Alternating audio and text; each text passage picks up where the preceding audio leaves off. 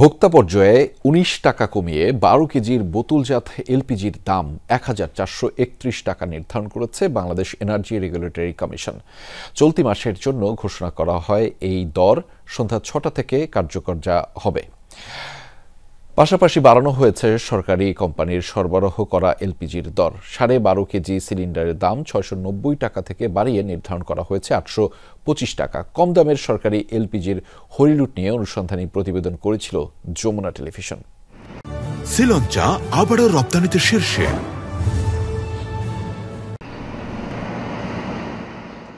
গত এপ্রিলে ১২ কেজির বোতলজাত এলপিজির দর ছিল ১,৪৫০ টাকা।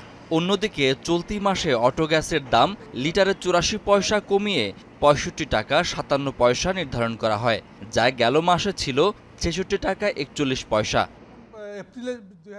এলপিজির দর সমন্বয়ের তথ্য জানাতে রোববার বিকালে কারওয়ান বাজারে সংবাদ সম্মেলন করে বাংলাদেশ এনার্জি রেগুলেটরি কমিশন। চলতি মাসের দর ঘোষণা করেন সংস্থাটির চেয়ারম্যান জালাল আহমেদ। এপ্রিল মাসে ছিল ১৪৫০ টাকা, এটি মে মাসে হবে ১৪৩১ টাকা।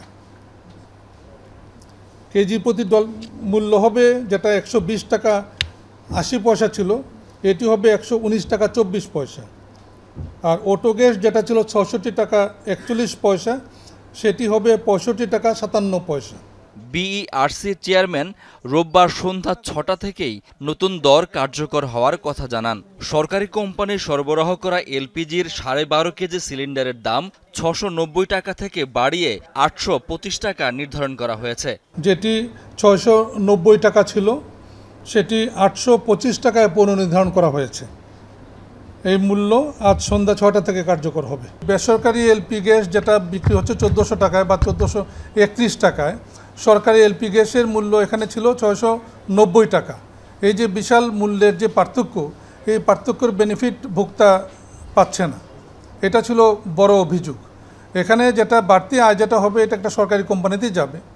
২০২১ সালের এপ্রিল থেকে এলপিজির দাম নির্ধারণ করে আসছে বিইআরসি। প্রতি মাসে প্রোপেন ও বিউটেনের সৌদি কার্গো মূল্য ধরে দেশে এলপিজির দাম সমন্বয় করে সরকারি সংস্থাটি। নির্ধারিত প্যারামিটারগুলির উপরেই কিন্তু মূল্য নির্ধারণ হচ্ছে এলপিজি। শাকিল হাসান, যমুনা নিউজ, ঢাকা।